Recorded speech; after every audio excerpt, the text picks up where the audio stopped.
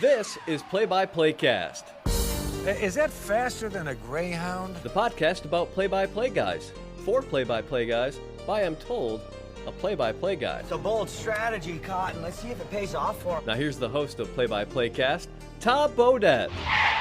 Wait, the Motel 6 guy? We'll leave the light on for you. No, Joel Godet. Joe Godet. Joel Joel? with an L.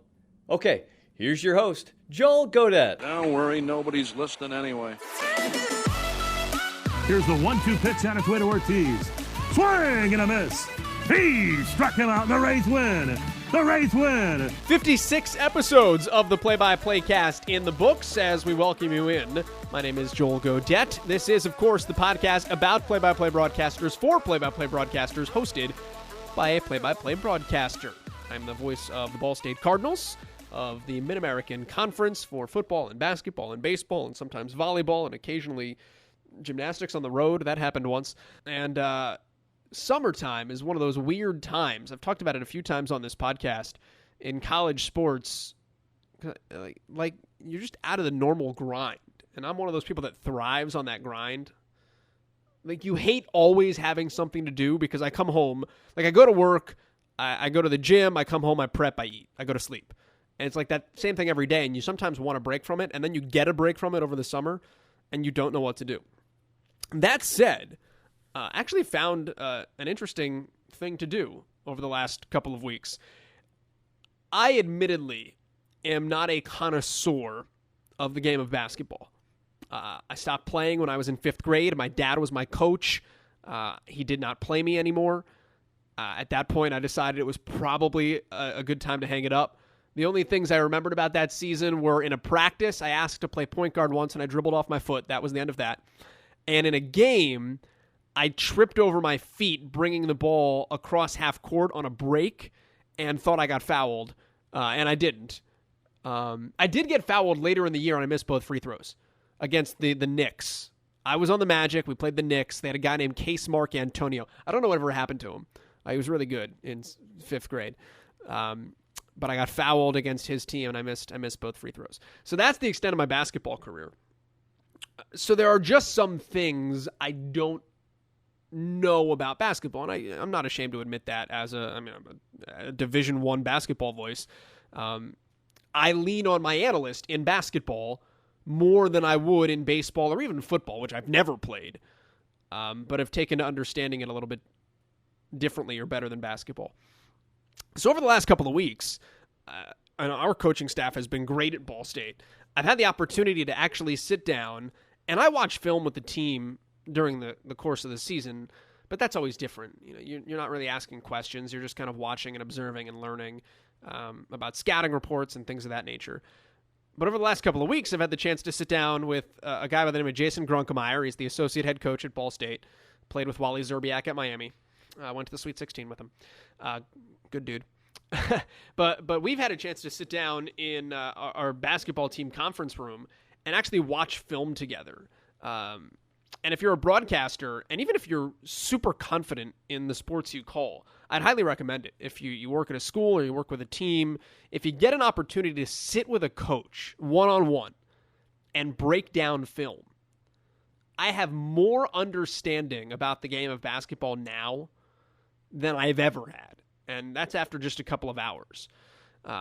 We just talked about our defensive scheme, how it works, why we guard certain things a certain way. And then we just watched film and like literally broke down a play. What happened here? What went right here? What went wrong here? Who's supposed to go where? Who's supposed to go here? Why? Who can bring the ball up the floor? Who can't bring the ball up the floor? Where guys are supposed to run on the break? All those types of things. And I'm kind of geeked. Basketball's a long way out. But I'm kind of geeked to do a game now and just kind of watch with those glasses on.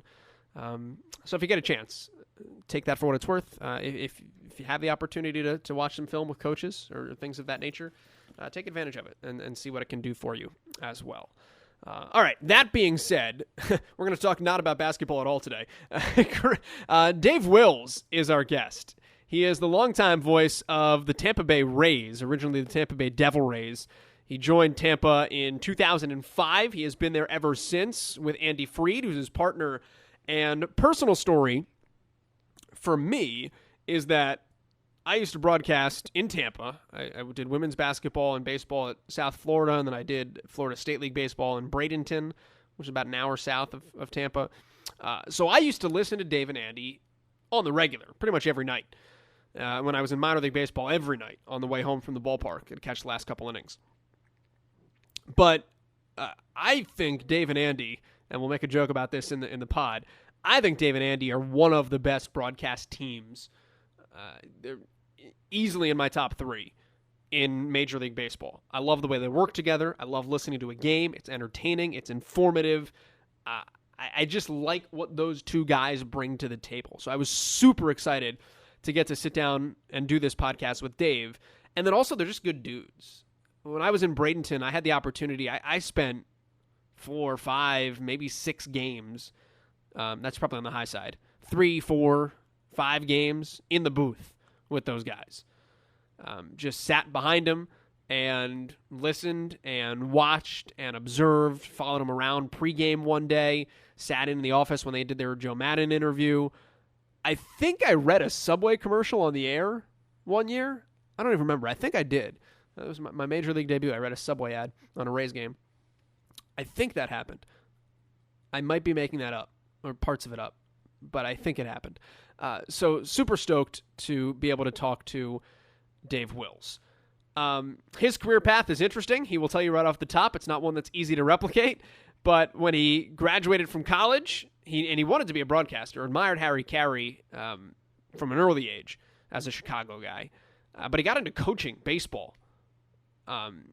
So he'll talk about that little diversion of a path, and then how he got directed back into broadcasting, and how he broke in Chicago and in Chicagoland and climbed his way up eventually to be part of the Chicago White Sox broadcast team, and then eventually in 2005 when he became part of the Rays broadcast team. That is the backstory. Dave Wills is our guest on episode 56 of the Play-by-Playcast. You know, I wouldn't take my path to Major League Baseball broadcaster, that's for sure.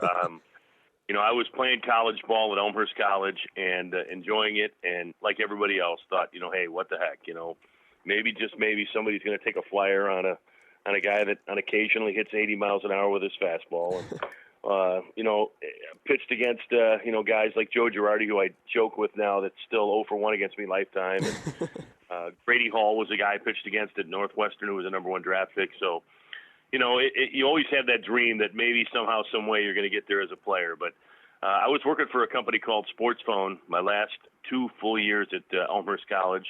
I was doing sports updates for them.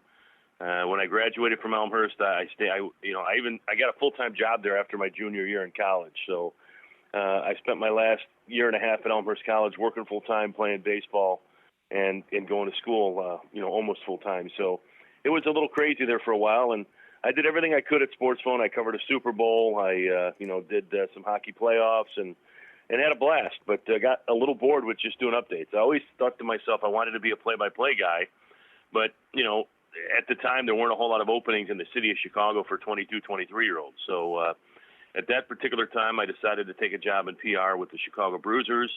That lasted a little more than a year because the team suspended operations, of the entire league did after the 88 season. And so I was kind of caught at a crossroads. And so at that particular time, I started coaching baseball at Elmhurst College, where I went to school, and I was their assistant coach, pitching coach / recruiting coordinator. I did that for a season, and then the University of Chicago called to be their head baseball coach. And at about 25 years old, I was probably one of the youngest coaches going in college baseball, and I thought to myself, you know what, this would be kind of a cool thing to do. I enjoyed it, had a lot of fun. We had some success, not a lot, but we had some, and you know, I thought to myself, well, maybe this could be a nice career path. I'll still be involved in baseball, and so I called my pitching coach from Elmhurst College, who was the manager of the Wausau Timber Rattlers, I think their name was, or something like that, and he said, I asked him to be a reference on my resume to stay in coaching, and he said no. He said he wanted me to get back into broadcasting, and he knew of a job. And I started thinking to myself, well, how does a guy from Wausau, who, you know, coaches in Wausau, Wisconsin, who spends his summers in Australia, know about any baseball jobs? But as it turned out, or his winters in Australia, about any baseball jobs. And it turned out that he knew that the Wausau team was moving to Kane County. And so he told me to send a tape of me doing a game, any game, to the ownership group. And that's what I did. And then next thing you know, a couple of pieces started to fall in place. And I got hired by the Kane County Cougars to become, as Bill Larson, the then general manager, said, about 70% sales, 20% communications and / marketing, and then maybe, just maybe, he'd mix me into the broadcast booth. And it wasn't until about mid-March, when I think he just got sick of taking phone calls from everybody that wanted to do the broadcast, that he finally just looked at me and said, or I think he was actually on the phone with a guy who thought he was going to get the job. And he told the guy right then and there, he said, nope, Dave Wills is going to do our games. So to this day, I don't think he listened to my resume tape, but I just happened to be, the fourth person hired by the Cougars at the time, was doing sales and doing a decent job and doing some other things for the team. And he just decided, what the heck, do the play-by-play. Why do you think your old pitching coach said no and told you to go into broadcasting? Well, at that particular time, I was, working for Sports Phone. So he knew I had a broadcasting background, and he would hear me on that 976-1313 number, and we would joke around a lot of times. As a pitcher, obviously, you got a lot of time on your hands if you're not starting, and I was the lone lefty on the staff, so I started. I did some relieving, so there's a lot of time sitting around waiting to get your call. So would jokingly do like a dugout show every once in a while, using a bat as a microphone, and would have a little fun, and on occasion even do a little play-by-play. And so I think he knew that that was my passion. He knew that that was something I wanted to do. And like I said, it was just kind of a Forrest Gump moment. I hadn't talked to him in several years. Knew that he was managing up there, and I honestly did think that it was going to be something that would look good on my resume, having a professional baseball guy saying that, this guy would be a good coach in the future. And when he said no, at first I thought to myself, well, wait a second. I did everything you always wanted me to do. I worked hard. I practiced hard. I played as well as I could. And when he offered me the alternative, I guess I owe him a lot now. There's no doubt. I was going to say, does it make a lot more sense now in hindsight? Like, is that the appreciative moment when you kind of look back and say things could have gone really differently? It's one of those moments, no doubt. I mean, I think I would have had fun doing college baseball. We didn't do as well as I had hoped, but I think we still went like 15-20 or 15-21, which at the time was the most wins that the University of Chicago had ever had. And so I really, really did enjoy it. And I think that if there's one little regret in my life, it's that I don't think I coached the way that I probably would now. I think I was a little more maybe Earl Weaver-like, where I would probably be, I wouldn't say I'd be Joe Madden-like, but I think I'd be a little more toward Joe Madden, where I kind of felt like whenever something went wrong, that was all on me, that that the reason why these guys didn't hit the cutoff man was my fault. And I took it as too personally. So I think I would have lived and learned. Obviously, you don't know that stuff at 24, 25 years old, but I think it would have been kind of a cool career path. It would have been better than selling insurance, I think, which was also right around that same time. I had taken a test for a company for the guy that I had coached with at the Pony League level, who owned his own insurance companies, and I passed the test, and the guy said, well, at the end of this year, you should probably be making $50,000 to $60,000, and by the end of 3 to 5 years, you probably could be close to making $100,000. And when you're making $300 or $400 a week bartending and coaching at Division III, that's a lot of money. And at the time, I thought to myself, you know what? All my buddies who graduated from the University of Illinois and a few other places are all making a decent living, and here I am kind of scraping by. And I thought, well, you know what? I could start making some money now, but what would I feel like at 40 years old? Would I feel like I gave broadcasting a chance? And so that was another kind of crossroads moment where I thought to myself, you know what? I don't want to be 40 years old and regret not chasing after my dreams. So there were a couple of moments there in the early 20s where you're watching your buddies graduate from college and they're making money and you're still kind of scrapping along. But at the end of the day, too, it's not always about money. It's about waking up and enjoying what you do.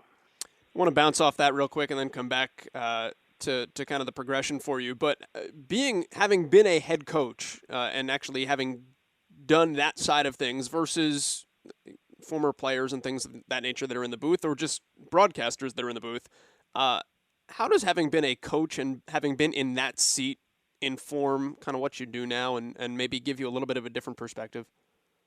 Well, I think it helps you explain some things because you've been there and and you've explained things to 25 or whatever the case was, young men trying to learn the game of baseball. Now, things evolve. So what I was teaching back in 1990, True. 1989 and 90 is not necessarily what they're teaching here in 2017, but there's some of the same principles, there's no doubt. So I think it allows me to break down what happens in the game and what guys might be doing and what they should be doing. And so, I try to always explain and preface it, not all the time, but I do preface it probably at least once a game, saying that I never did play at this level. I never did coach at this level, but it's not like it's brain surgery, because 4-year-olds are playing this type of game on a T-ball. So there's still some rudimentary principles that are involved around the game of baseball that everybody should follow. So I think that having coached it and having had to deal with a number of people has allowed me to, again, break down the game a certain way and see it maybe a little bit differently than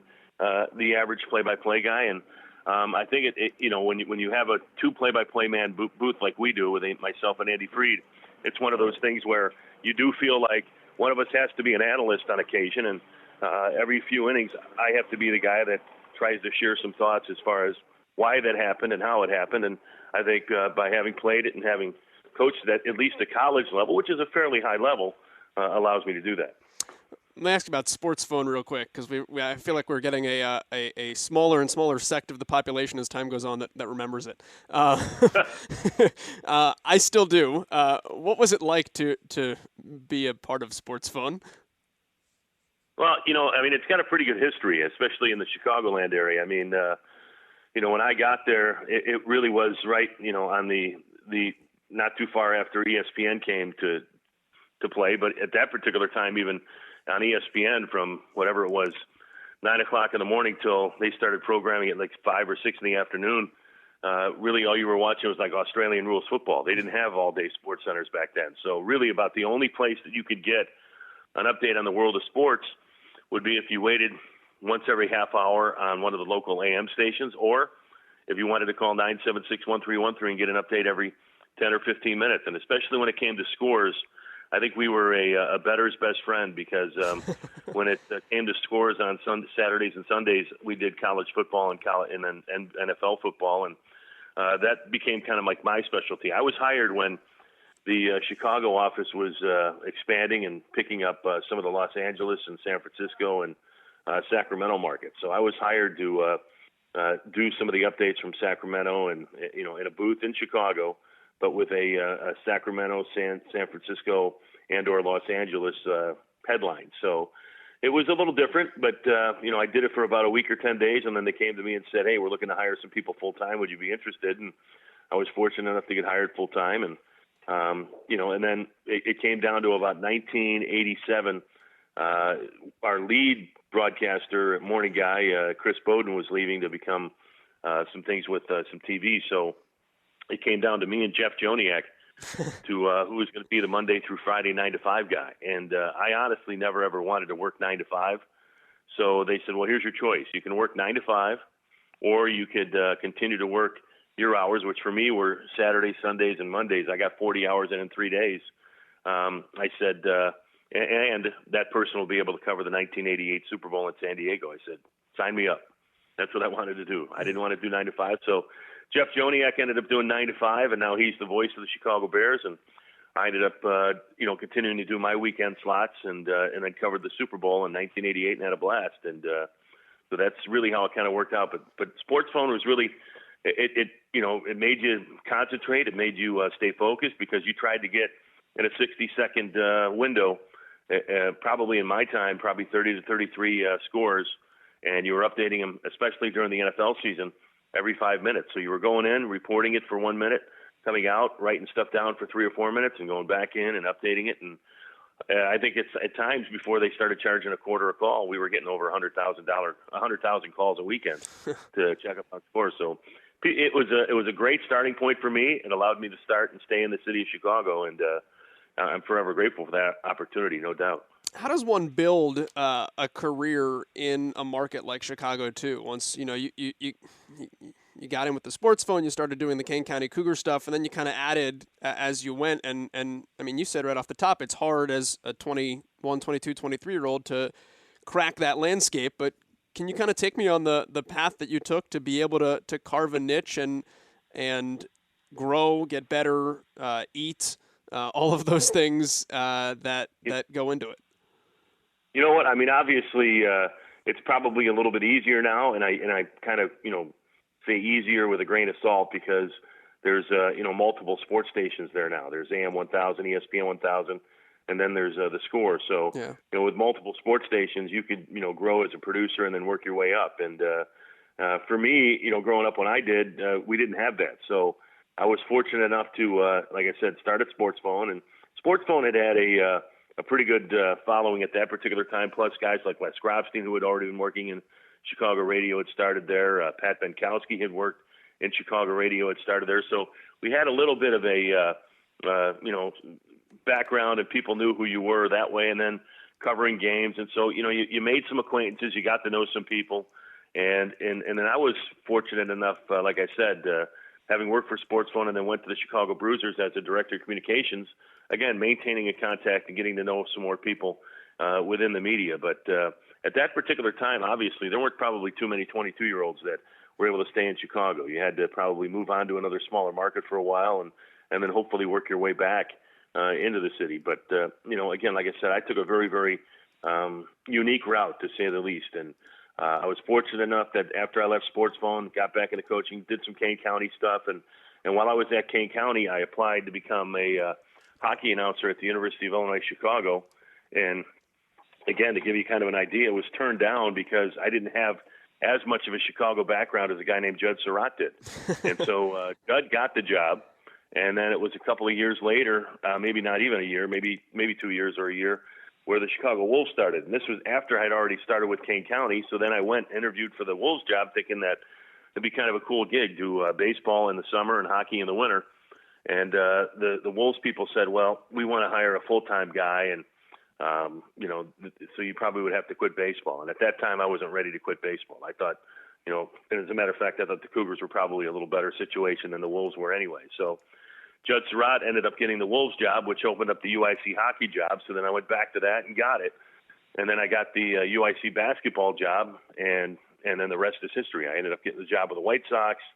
I ended up then working from the White Sox to the Rays. So it's kind of funny how you can be turned down for something and it still kind of, works your way in your favor. So you just keep plugging away. Like I said, it's probably a little bit easier now in Chicago with, multiple sports platforms, not only on the radio side, but even on the TV side with CSN Chicago and the Comcast programming that goes on locally. So there's a few more opportunities than there were back in the late 80s than when I was growing up, but it's not the easiest thing to do to be able to stay in one market your whole life, or at least in my part, until I was 40 years old. Take me back to 22, 23, 24-year-old Dave Wills as a play-by-play announcer. What did you do as the voice of the Cougars in terms of things you focused on, things you tried to do to get better? Kind of what was your mindset in terms of how you were going to attack this as a craft at a young age? Well, I mean, I definitely took the Harry Carey mode of doing things. I wanted to have fun. And, I was fortunate enough that during that particular time, my first year, Jimmy Pearsall had listened to a couple of games and came to the booth then and did a couple games with me. So that was my main focus. I just wanted to have fun. I did some games from the right field deck. I did some games from, the seats in the, in the bleachers. I did a game from a lift in the outfield when we had a furniture store tell us that was the greatest seat in the house. So I just wanted to have a good time, and I think that I did. I think, I did some games then with Bill Melton, and I think the White Sox then listened to a couple of games, and that paid off in my my route to the big league. So I was fortunate enough to work for a team, Kane County, that had a very, very good radio station too, that a lot of these minor league radio stations maybe get about 2 blocks or 3 blocks off the beaten path, and that's about it. This had a chance to reach into the city of Chicago, and so 2.5 million people had the opportunity to listen to my games in the minor leagues. That's why I never did look to go to AA or AAA. There was an article about your partner now, Andy Freed, when he first got the call to join the Rays and come up from Pawtucket, and he said he was in the car and he remembered that he cried a little bit when he realized that he had made it to the majors. Do you remember what it was like for you when you wound up with the White Sox, and then in particular the first game that you actually called as a fill-in for the White Sox? What that moment was like for you? Yeah, I do. I mean, I was with Kane County, and I had called John Rooney up just to, again, see if he wanted to go out to lunch one day. And he said, "I know why you're calling." And I said, "Well, yeah, just to go out to lunch with you." And he said, "No, you probably heard that Ken Korek's moving on to the Oakland Athletics." And I said, "I did not hear that, but thanks." And he said, "Well, you should get a tape into, this person at AM 1000." Or I think it was at that time AM 1000. And so I did. And then one thing led to another. And I ended up meeting with him, and about a week later, I was remembering just came back from lunch at Kane County, and I got a call, and he told me they wanted me to become the next fill-in voice of the Chicago White Sox and do some pregame and postgame. And I just remember leaving my booth, a couple of fist bumps, and then I probably jumped as high as Michael Jordan. I was really, really pumped up about it. I had truly enjoyed my time at Kane County, but it was really kind of neat to be able to go in and tell your boss that you're moving on to the big leagues. And so there were no tears. I was just really, really pumped up about it. I remember going to the Cougars at that time winter baseball banquet, and that's when I made the announcement official in public.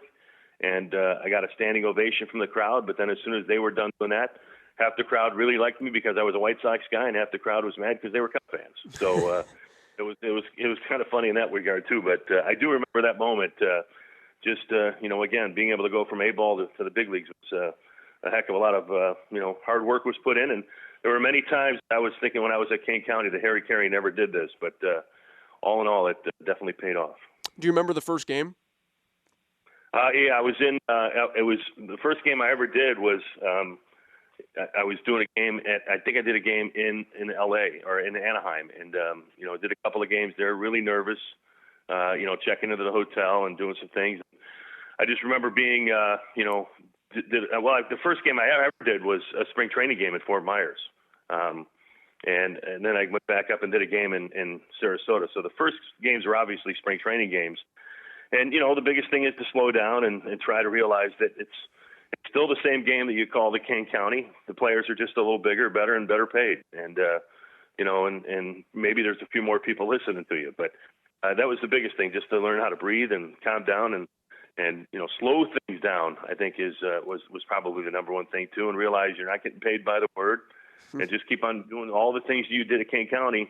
It's just like we talk about the players. All the things that they did in A-ball, AA, and AAA to get them up to the big leagues is probably going to be good enough to keep them in the big leagues. They don't have to try to do anything more and try any harder. It should work out for them. Walk me through kind of just your style in general. I know you touched on it a little bit, and the Harry Carey and the having fun and that side of things. But what to you makes a good broadcast for baseball on radio? Well, I think I'm stealing Andy's line here over the last few years, but we just try to be good company. I like to think that the person that's listening, whether in their car or mowing their lawn or even outside weeding or doing whatever they're doing, we're just good company with them. I know some people say it feels like we're sitting next to you at the bar and we're just watching a baseball game together and we're sharing that conversation. And that's the ultimate compliment. I think we want to try and make it entertaining. We want to try and make it educating. And at the end of the day, we want people to feel like they're at the game. So, we're really big into making sure that all the ambient sound is out there and being shared and that they can hear the crack of the bat and the fans and everything else like that. So, it's not the Dave and Andy show, or at least that's not the way I look at it. It's the Dave and Andy doing Tampa Bay Rays baseball. So my style is, like I said, it's probably a little rough and gruff at times because I gear it a little more toward like a guy like Harry Carey on the baseball side or even Pat Foley on the hockey side. But I want to make it entertaining. And when I call a home run call, I want people to be pumped up. When I call for a big strikeout in a key moment, I want them to maybe even do an umpire motion and be all fired up about it. So, I think my main focus is to entertain and educate the fan and hope that while they're listening, that we're good company at the same time. The vocal side of things for you, how has that developed, I guess, over time? And you've got such a deep kind of baritone. Part of that I probably guess is natural, but there's that kind of, especially you mentioned like big strikeouts and wanting people to make the ump motion. I mean, like there's that kind of belly full kind of growl almost that just is, it's got this good feel to it. I think somebody called it guttural one time. I'm not even sure what that means, but it's again big moments, and one of the things I remember about Harry Carey doing games, and even Pat Foley, is that when they had big moments, you remembered them, and the hair stood up on the back of your neck, or you got goosebumps or whatever the case. So those are big moments, and they should be treated that way. And I think that there's a lot of really, really, really good broadcasters out there that would be able to write a book about broadcasting. But I think some of them are very vanilla. And, hey, did a great job describing what just happened. You painted the picture perfectly. But at the end of the day, I couldn't really tell if that was a big moment or a non-big moment. So I want people to be pumped. I want people to be excited. And I'm going to have a little fun with it. And, it's part of the show. I mean, we are in there. We are kind of in the entertainment business. So I'm going to have a little fun with it. And hopefully by me having some fun with it, the fans at home who are listening are enjoying it even that much more. And whether it, again, for a guy that had to announce that pizza pickup number 34 is available on the microphone, or worked as a manager at Taco Bell and told people that in the drive-thru that, thanks for stopping by the Bensonville Taco Bell, but we are closed right now. Stop by tomorrow at 11 a.m. when Taco Bell reopens, and make it sound like it's a recording and have some fun with it. But, that's we're there to have fun. We're not, we're not doing brain surgery or rocket science or anything else like that. We're broadcasting baseball games, and I think you should take your job seriously, but not yourself, and that's what I try to do. I mean, obviously, it's a conscious thing for you. That all being said, but like, what's it like in your head as a game is going on, where in terms of controlling your voice and using it as an instrument, and being able to emote the way you want to emote and use your voice the way you want to use it, and react naturally, but also be able to make it sound the way you want to sound, if that makes sense. And not go off the rails. I think it's just it's just kind of going with the flow. I mean, there's no point where I sit there and say, well, wait a second, I've called 3 strikeouts and haven't done a big strikeout call yet. I think it's all part of the game. I'm not going to go nuts. Then it goes back to my time with Jimmy Pearsall. I did a game with Jimmy Pearsall. He came in when the Cougars were playing the Chicago Cubs affiliate, and he came into my booth the very, very first year, and he looked at me and he said, I had a chance to listen to you yesterday. I'm thinking to myself, wow, Jimmy Pearsall, who did games with Harry Carey, these were my 2 favorite broadcasters of all time. And, boy, he's probably going to say something, like everybody else has said, that I enjoyed it. And he looked at me and he goes, you yell too much. And I said, what? And he said, you yell too much. You were yelling in the first inning. You were going crazy in the second. You're going nuts in the third. He goes, I'm trying to lay down in bed and listen to the game, and you're making me jump up all the time. You're wearing me out. He goes, Harry told me you got to build up to the moment. You got to build up. There might be a big play or two in the first or second inning, and you can get a little excited, but don't go nuts. Relax. Enjoy it. Build up to it. Save it for the big, big moments. And so, like I said, it was in maybe that first year of me doing play-by-play for the Kane County Cougars where, you realize that, he's right. And you could wear the announcer out. I think there's some hockey announcers right now that these young guys, they announce every single moment during a hockey game. And I understand, hey, God bless you that you can follow the puck. And I'm a hockey fan, so I know when I'm there I could follow a puck too. But I don't know if the casual hockey fan at home can follow a puck. And I think you're wearing them out. So it's just my opinion, but I think there are moments where you go nuts. And you kind of go from there. And for me, like I said, Jimmy Pearsall said, hey, build up to the moment, take it easy, don't go crazy in the first, don't go nuts in the second, and you can build up to it. And that's what I try to do. There's that old adage that there's not a huge difference between baseball players in AAA and in the major leagues beyond the fact that the guys in the major leagues do it more consistently. And that's why they produce at the level they do. From a broadcaster's standpoint, what's the difference between guys that can make it from that how do you crack the major league level, I guess, is the question, and then how do you maintain yourself at the major league level? If I had that magic answer, there'd be a lot of minor league guys calling me up right now. I think that, again, like I said, there's different paths. I went all over the place, and I ended up in the same spot that Andy Freed did, that started at A-ball, went to AA, went to AAA, and then got to the big leagues. I think, again, just, hone your craft. I think, the thing we try to do, tell young kids is, do as many games as possible. Even kids that might not be in the minor leagues, go to a high school game, go to a college game, a semi-pro game, and be be a guy that just work on your craft, hone your skills. Andy brought up a great point. Mike Emmerich can describe 90 different ways of a puck being dumped into the offensive zone. Well, learn different ways to call pitch. Here's the 1-0 offering. Here's the 1-0 pitch, the delivery, that kind of stuff. Come up with different ways and just look to hone your craft. Listen to other guys. But I don't know what the magic moment is to try to, break through. In my case, again, it was a chance to be able to do some different games and be in the right spot at the right time. I honestly call myself kind of the Forrest Gump career because I just happened to be in the right spot at the right time when something happened. And people had a chance to listen to me in Kane County. And, so then the White Sox heard me and I got the White Sox job. And then while I was with the White Sox, the guy who left the White Sox had gone on to become a marketing guy with the Devil Rays at the time. And that kind of helped me get a foot in the door there. So, who sometimes gets you in the door, what you know and how you do it will keep you in that door and in that room. And I think that's what Andy and I try to do right now. Ego is a terrible thing to waste, but part of the reason why Andy and I got the gig we did was because a couple of guys couldn't get along with one another. So Andy and I, as I said, it's not the Andy and Dave show. It's the Tampa Bay Rays baseball on radio, and we just happen to be the broadcasters. We try to work hard. We try to realize, too, that we're just the broadcasters. I think a lot of us, when we get to this position, start to think that not only are we the broadcasters, but we're the program director, the marketing guy, the sales guy, and also the general manager. And I just try to stay in my lane and have fun. And, I saw Vin Scully last summer and finally got a chance to introduce myself. And by the time our conversation was over, it felt like we knew each other for years. And as I was leaving Vin's booth, I said to him, well, Mr. Scully, I did some math. And if I do games for 67 years, I'll be 116 my last year. And he just looked at me and he said, well, we are all living a little longer nowadays, so you never know. That's fantastic. So I can guarantee you that that's not going to happen. Fair enough. Well, you never know, but that's a fair adage.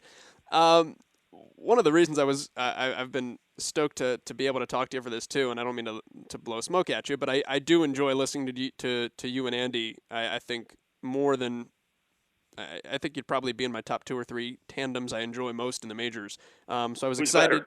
I'm just kidding. Well, I mean, I grew up in New York, so I kind of like Howie. But I know.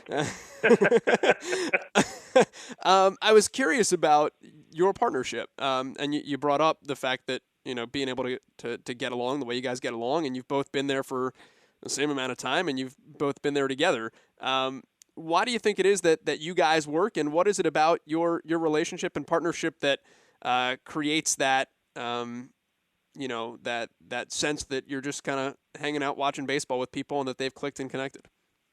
It's because Andy knows I'm the guy that's the lead guy, and he just gets out of my way. That's pretty much it's for lack of a better term, it's a baseball marriage. It really is. Nothing's perfect. We've had a couple of bumps in the road, but I think one of the things that Andy and I tried to, put down right away was that if there's something that's bothering the other guy, let him know right away. And I think we had a couple of moments within our first 5 or 6 years, and I don't think we've had a moment now in the last 7 because of that, because we just kind of got that out of the way right away. I think the other thing is, too, everybody has an ego. Nobody's going to get to these positions that we're in and at this level without having an ego, but we kind of check it at the door. We don't get too worried about who has the big call. We don't get, we just switch off innings. That's the way it goes. And if he happened to get the walk-off home run 3 times in a row, hey, so be it. Guess what? The Rays won. That's it. That's great. We don't get too worried. We don't get worried like some people do is whose highlights being used in commercials or on the big screen or anything like that. So I think the biggest thing for Andy and I is that, the egos are checked at the door.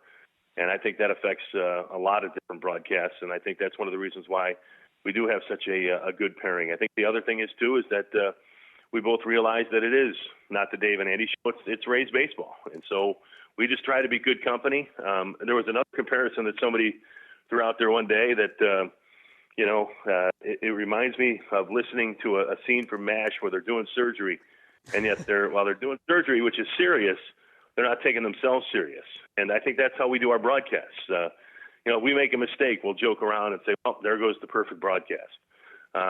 We don't make it, we don't jump on each other about things. We don't make somebody else look bad. So we have some of the same likes.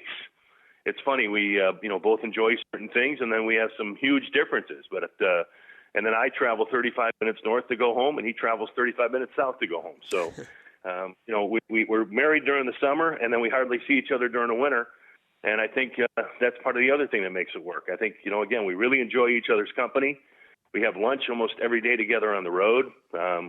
We eat dinner together prior to the games. I mean, we always joke that the biggest moment outside of 7:10 is 6 o'clock when we go to eat. So, we just really do enjoy each other. And I think, it comes across during the broadcast because, he laughs at some of my silly jokes. I laugh at some of his. And I really think we do have a lot of fun together. And I think it does come across on the radio that way.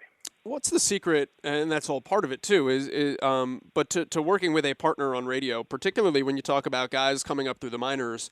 I haven't worked with a partner in baseball since I think my second year doing baseball, and I mean, so it's probably been 7 or 8 years I've done baseball solo. And then occasionally I'll have somebody pop in the booth with me here when we do a Ball State game, and I'm like, oh, okay, this is new to me. And it's just different because of the pace of baseball versus basketball or football and all that. What's the secret for you guys in terms of the way you interact, in terms of when you play off of each other, when you let the other one do his thing, and how you kind of utilize one another, particularly being a kind of dual play-by-play guy as opposed to a play-by-play and a true analyst? Well, I think what helped both of us, to be honest with you, is that we both grew up in towns where they had, duo play-by-play guys. It was, or at least, dual broadcasters in the booth. So, Andy grew up with, Chuck Thompson and John Miller was there, Joe Angel, all those guys. And then I had, like I said, not only Harry Carey, but, even going back to the Cub days, Jack Brickhouse and Vince Lloyd and Lou, Boudreau and them. So we both knew what it was like to listen all the time to 2 or 3 people in the booth talking to each other. And I think so that gave us a base from which to build upon. And to us, that was the way it was supposed to be. And then I think having, again, worked in King County where I had a second guy at home most of the time, continued to help, build that. So this was nothing new. I think some of these broadcasters that come up now, and I tell minor league guys this all the time, find a second person to do a game with, every once in a while. Learn how to bounce things off that person. And, again, Andy's always by my side, especially when it comes to the broadcast. He's also next to me when we talk to Kevin Cash or in the past Joe Madden for 35 or 40 minutes before the game. So he kind of knows what I'm thinking. I get the idea of what he's thinking. I don't think we're to the point now where we do on occasion finish each other's sentences, but we do have a pretty good feel for what the other guy's looking at and what they catch. And again, it just comes with experience. It comes with working with each other. But at the same time, Joel, I'll be honest with you. I think, when they hired us, the previous management group put us together back in 2005. We're watching a game together, and they said they wanted us to do a few innings together so that they can listen to see how it would work. I had never heard of Andy Fried before and had obviously never met him until we got together for lunch prior to the season. So, we had never worked together. So they wanted us to do a couple of innings and do a game together. And by the end of the first half inning of doing a practice game into a tape recorder, and I think it was in Sarasota, I looked at him and he looked at me, and we said, we don't need to do anymore. We're ready. We work well together. So I wish I knew what the winning formula was, but whatever it is, I think Andy and I have it. Not to sound conceited, but I think we do have it because it is a good broadcast. It's not one guy trying to out-talk the other. It's not one guy trying to one-up the other. It's 2 guys that are trying to bring entertaining and educational baseball to fans across Tampa Bay. On the entertaining and educational side, secrets to storytelling for you in terms of how you weave them in the right way? You mentioned Vin earlier. I feel like every time Vin Scully told a story, it would end as the inning ended, and it works perfectly. Mm-hmm. What's the sauce to make that happen, and how do you approach weaving things in the right way so that they're followable, they're informative, they're entertaining, and they get the point across? And I think that's what makes us a real good team, because I think in my personal opinion, Andy's much better at doing that than I am. I'm more of the like you said before, more of the verbose guy with the big calls and everything. But Andy does a wonderful job of weaving stories in, and a lot of that comes with homework, though. I mean, and the more homework you do, and the more information that you're able to gather, then you can intertwine those stories in, because the more you know you're not reading them, it's in your mind. It's already transfixed into the back of your mind. And so while the game's going on, you know what parts to include, you know what parts to take away, and you know how to, and it's going to fit in a lot better, as opposed to if you open up a player profiles program and you're just reading the sentence that's right in front of you while you're trying to describe the game. Yeah. I think that's one of the things that Andy and I talk about. Is the game's in front of you. It's not on the computer screen. It's not on your notes. It's not in your game notes. What we're doing is in front of us. Keep your eyes open to what's on the field. And so that's where preparation comes in, Joel. I think it's a matter of, again, if you did your homework and you know the story and you don't have to read it and look down and look away from the game, I think preparation is a big part about being able to weave those stories into play. And that's why I said I think Andy's Andy prepares like no other guy that I know. He does a lot of reading and gets ready for the game. And I'm still, that's an area that if there's an area where I thought I have to improve upon, it would be weaving those things in. But there are some stories from former big leaguers, and I think a lot of it comes to listening. We get paid to talk, but when we're not on the air, listen to the stories from the big leaguers. Find out what makes an Evan Longoria tick, what he does and why he does it that way. Find out what Corey Dickerson did differently, and why, all of a sudden now his season might be kicking off. And even in the case of Logan Morrison hitting 2 home runs on Father's Day, and he points to the sky, well, that's for his father who died from lung cancer a few years ago. So, keep your eyes open, keep your ears open. In a profession where you're paid to talk, it also pays to listen and watch what's going on too. You're a batting cage guy in terms of getting information and all that kind of stuff too? A little bit, not as much as one might think. There's some things where we've got some guys. I know that's where they're working. So what I usually do is we spend about 35 to 40 minutes in the manager's office with Kevin to tape our 10-minute pregame show, and we go back and forth on the game before, go back and forth on what might happen in that particular game. So we get a lot of information from Kevin. And then when you're in the dugout, during the game, before the game, so I guess you could call it that. I mean, dugout, batting cage, whatever the case may be. If there's a player that's walking by and I got a question about him or I need to go find something out, I'll go ask him. But I don't really linger in the clubhouse too much because, that's their domain. They're getting ready to do something that they need to do. And if I have a question, I'll go ask it and try to get the answer. But I'm not really a big lingerer. And there are some things, if I got a question for the hitting coach or a question for the pitching coach, that I'll try to get the answer to. But, you got to be careful, too. There's certain baseball guys, like Evan Longoria is very eloquent, and you can ask him a question about the game, and it's going to be really, really good. And then there's other guys that are just going to give you the typical baseball talk. And sure. So, you pick your spots. But, gather your information any way you possibly can. Guys are on social media now, so you can pick some stuff off of Twitter.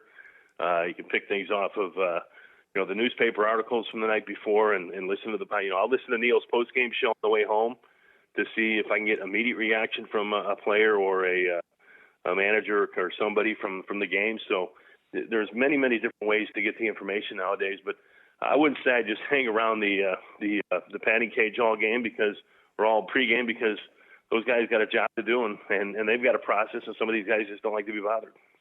Last question. I'll end with you on a lighthearted note. What's it like to have your own bobblehead? With Andy, nonetheless. Well, a lot of people were asking that question when I left Chicago. They said I should have a bobblehead, and when am I going to get one? And I said, well, they're still working on a spring that can hold this head up. And they probably cut down on the size of my head, which probably helped. But it's pretty neat. It's one of those things that you never thought. It's not like you grow up saying, "Oh wow, I'd like to have my own bobblehead," but it was pretty cool. It had a button, so it talked, and oh, that's cool. The real weird thing was to start seeing it on eBay. The next couple of days at $35, $40, $50. When you've got friends and family who look at it and just start laughing. But it was neat. It was very nice of them. It was a little 10th anniversary homage to both Andy and I. And the only problem is right now, from what I understand, is that the batteries are starting to run out, and there's no compartment to change the batteries. So, it's starting to fade a little bit. I guess they only had a 3 or 4 year warranty on the batteries, but or maybe a 2 or 3 year warranty on the batteries. But it is kind of neat. It's nice. It was nice to be able to give them my dad. Nice to be able to give this some friends and family, and it's also kind of funny to go into like a restaurant or one of the local places around here that I've hung around in now for the last 12, 13 years, and became friends with the owner or the manager, and they would ask for one, so I gave it to them, and then you'd be sitting at the bar, and the bartender might be new, and she'd turn around and she'd go, "Wait a second, is that you?" So it is a neat thing, and I was very grateful and very happy that somebody figured out that there were springs tough enough to hold my head up, and that the Rays wanted to do it. See, but they should already know how to hold the head up like that because they had to do the Dwayne Stats one with the hair. So well, the fro is a thing within its own. But yeah, it was like I said, I think I have a little more girth in my head than his fro. Fair enough. Dave, I know you're really active on social media. If people wanted to follow you during games, I know you're active. How do they do that? I am at Dave Wills 34, at Dave Wills 34, and I try to answer questions during the game. I try to feed off those questions. If somebody wonders, like yesterday, somebody wanted to know a few things about what was going on in the game and why we did certain things, and I tried to explain it to them. And so we try to be interactive. That's the other thing that I think has allowed us to continue to grow is that we are approachable. When they hired us back in 2005, they talked about fan connectivity, and I think that's something that Andy and I have tried to do, and we have been able to do that. And Twitter and a few other social media aspects are a big part of it now. So at Dave Wills 34, at Rays Radio are two of the ways to do it. That is Dave Wills of the Tampa Bay Rays here on Play-by-Playcast. By the way, the bobbleheads, you can buy one right now on eBay.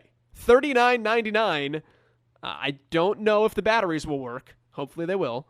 But $39.99, you can buy a Dave and Andy talking bobblehead right now on eBay right now if you go look it up. So have at it. I do think the Dwayne Stats one has a larger head too, by the way. He just more hair.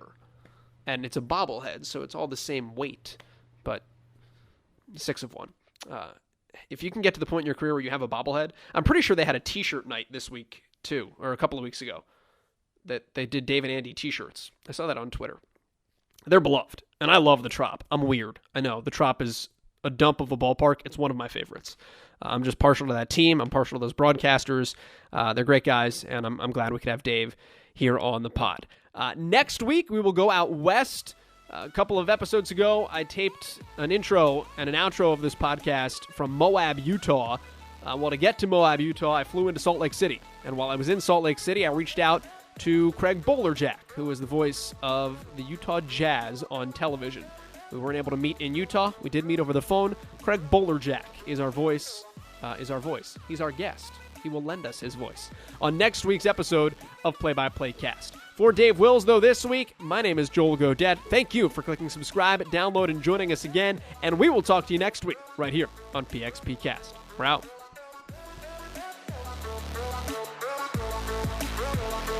Yeah.